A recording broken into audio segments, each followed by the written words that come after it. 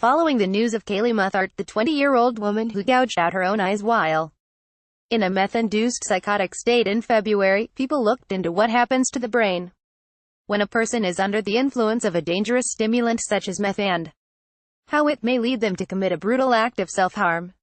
Though gouging out one's own eyes, known technically as self-enucleation, is a rare occurrence, there have been at least 50 documented cases in medical journals over the last half-century, according to the British Journal of Ophthalmology.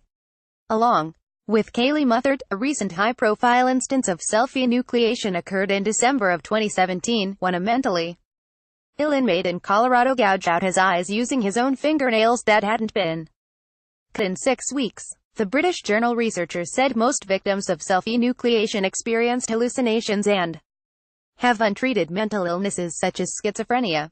In the case of Muthart, she experienced a psychotic episode brought on by her use of methamphetamine, which her mother says was likely combined with another unknown substance. Psychosis, a mental disorder in which the mind is so impaired that it loses contact with reality, is experienced in some 40% of meth users, says a study in National Center for Biotechnology information.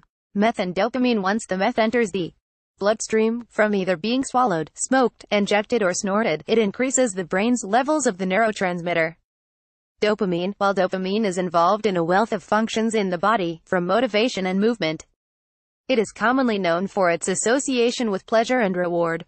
Since meth releases high levels of dopamine that can last 8 to 12 hours, it becomes highly addictive, and many users continually turn to the drug for the pleasurable rush it originally gave them. Dr. Robin Gouge, who is not treating Kaylee, spoke to people about the impact meth has on the brain. Meth releases dopamine at a level that blocks the brain receptors for so much longer than cocaine or nicotine, which also release dopamine, says Dr. Gouge, a psychologist and professor at Duke University Medical Center and the Center for Child and Family Health and member of People's Health Squad. The dopamine just builds up and users get this really positive feeling, which is why they continue to use it. A brain under the effect of a stimulant like meth can't recycle the dopamine it releases. Instead of the chemical being pumped out of the brain synapses, a large amount of the neurotransmitter accumulates for hours on end. This causes neurons to fire off extraordinarily longer than they were ever meant to, which, in turn, creates this euphoric experience. But how can a euphoric high take such a drastic turn as to lead someone to pull their own eyes out? How meth affects the brain. There are multiple centers of the brain that get affected by meth, says Gouge, who is not treating Kaylee. It affects the judgment center of the brain. It heavily impacts the parts of our brains that make good decisions and understand the world around us. According to a 2014 study that imaged brains on meth, the drug was found to cause irregularities in the areas of the brain associated with risky decision-making. In a state of psychosis, this inability to rationalize can have dangerous consequences.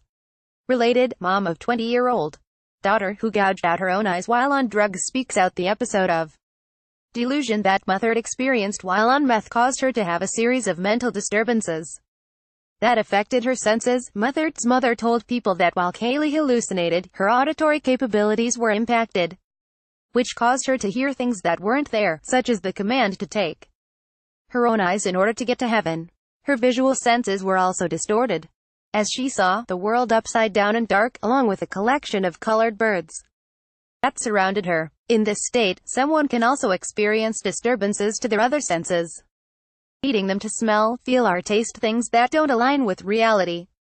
With her brain's judgment center impaired, once Muthart hallucinated the command to gouge out her own eyes, she was unable to comprehend its repercussions, regardless of any pain she may have felt. It is unclear whether meth can inhibit pain, though members of drug abuse forums have commented that it does. Finding support. As Gouge mentions, a meth-induced psychosis can reoccur within a year or two after someone finishes using the drug. That's why it is important former addicts continue to stay clean and get continued support. Muthart's mother says she tried to convince her daughter to go into rehab just days before the incident and says she feels powerful regret that she was ultimately too late. Gouge says this is not uncommon for families of addicts. Trying to reason with someone who doesn't believe they have a problem is really hard, she says. Though Muthart will the rest of her life completely blind, Gouge says it's important she knows that with her family's support, she can still fulfilling life. With appropriate treatment and support, she will be able to get her life back on track. She adds, the mother may need some emotional and mental support too. As she helps her daughter, it's important she helps herself as well. If you or someone you know is experiencing drug addiction, call the American Addiction Center's hotline at 1-877-927-6142.